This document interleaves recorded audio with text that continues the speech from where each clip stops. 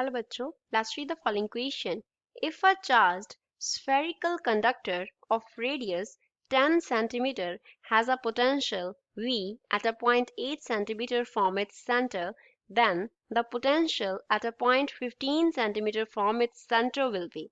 Question में हमें conductor spherical conductor दिया है जो कि चार्ज है, उसके रेडियस 10 सेंटीमीटर है, उसके सेंटर से 8 सेंटीमीटर के पॉइंट पे जो पोटेंशियल है वो V है। हमें बताना है कि 15 सेंटीमीटर का अगर डिस्टेंस होगा सेंटर से तो पोटेंशियल कितना होगा। ऑप्शंस हैं V/3, 2V/3, 3V/2 और 3 into V। So first of all, we will talk about the key concept used in the question. इस क्वेश्चन में क्या की कॉन्सेप्ट यूज हो रहा है। तो यहाँ पे हमें दिया गया है स्फेरिकल कंडक्टर दिया है, स्फेरिकल कंडक्टर दिया है। तो स्फेरिकल कंडक्टर जब चार्ज होता है तो पूरा चार्ज जो है वो उसके सरफेस पे रिजाइड करता है।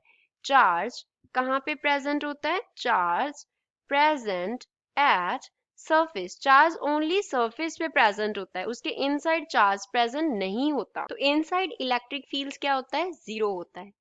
इनसाइड इलेक्ट्रिक फील्ड जो है, सपोज उसको हमने E से डिनोट किया तो वो क्या होता है? जीरो के इक्वल होता है।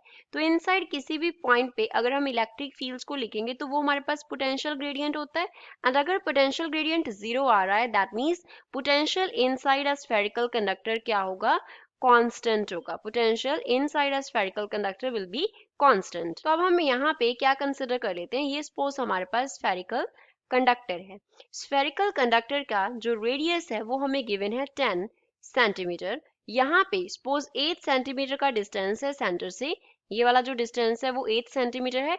इस पॉइंट का पोटेंशियल V है। 15 सेंटीमीटर का अगर डिस्टेंस होगा तो उस पॉइंट पे पोटेंशियल कितना होगा that we have to find. Suppose वो V डैश है तो V डैश हमें क्या करना है? फाइंड आउट करना है। अब अगर हम सरफेस की बात करें तो सरफेस पे चार्ज प्रेजेंट है कंडक्टर के, इनसाइड पोटेंशियल क्या रहेगा? सेम रहेगा। तो जितना पोटेंशियल 8 सेंटीमीटर पे है उतना पोटेंशियल ही उसके सरफेस पे होगा। तो यहाँ पे 10 सेंटीमीटर के डिस्टेंस पे पोटेंशियल कितना होगा? V। क्योंकि पोटेंशियल जो है सरफेस के थ्रू आउट क्या रहेगा? कांस्टेंट रहेगा। Through out the spherical conductor constant रहेगा। तो अगर हमें inside a spherical conductor, inside a spherical conductor potential का वैल्यू लिखना हो, सपोज उसको हमने V से डिनोट किया तो इसके लिए फॉर्मूला होता है K into q upon R के इक्वल। अब यहाँ पे K जो है वो कांस्टेंट होता है equals to 1/4 pi epsilon nought. Epsilon nought permittivity होता है, Q जो है वो डिनोट करता है चार्ज को एंड R जो है वो यहाँ पे डिनोट करता है रेडियस को। और अगर हमें outside a spherical conductor, outside a spherical conductor potential लिखना हो, जैसे हमें क्या लिखना है? V डैश लिखना है। तो V डैश के लिए हम फॉर्मूला यूज करेंगे के क्यू अपॉन R। तो R जो है स्मॉल r वो यहाँ पे डिनोट कर रहा है डिस्टेंस ऑफ पॉइंट को। डिस्टेंस ऑफ पॉइंट जो है वो कितना है। तो इस क्वेश्चन को सॉल्व करते हैं। क्वेश्चन में हमें जो रेडियस है वो कितना दिया गया है? 10 सेंटीमीटर। तो potential V can be written as K into q upon में क्या आ जाएगा? 10 आ जाएगा। Consider to question number 1। Second हमें क्या लिखना है? V डैश लिखना है। जो स्मॉल r है वो कितना दिया है?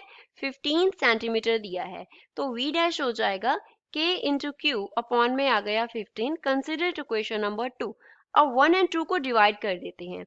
डिवाइडिंग 2 बाई 1, सेकेंड को डिवाइड कर दिया 1 से तो लेफ्ट हैंड साइड पे आ जाएगा V dash upon V, right hand side पे K into q upon R, multiply R की जगह पे हमने 15 सब्स्टिट्यूट कर लिया है, मल्टीप्लाई बाय 10 ऊपर चला गया, divide by K into Q. K and Q जो है वो क्या हो गए? कैंसिल हो गए। तो हमारे पास क्या रह गया? V dash upon V is equals to 10 upon 15। तो यहाँ से V डैश अपॉन V किसके इक्वल आ गया?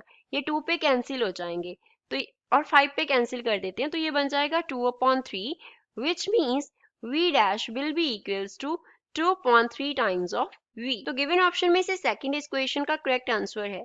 आई hope you understood it well. Thanks.